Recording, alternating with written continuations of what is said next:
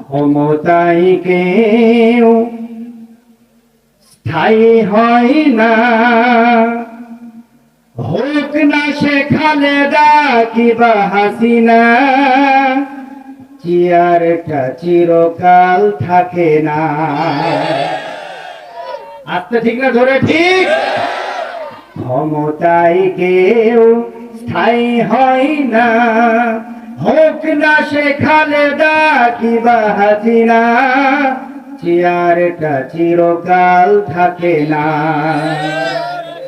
মুজিবুর বেশি দিন থাকেনি, জিয়াউর কেউ তো রাখেনি,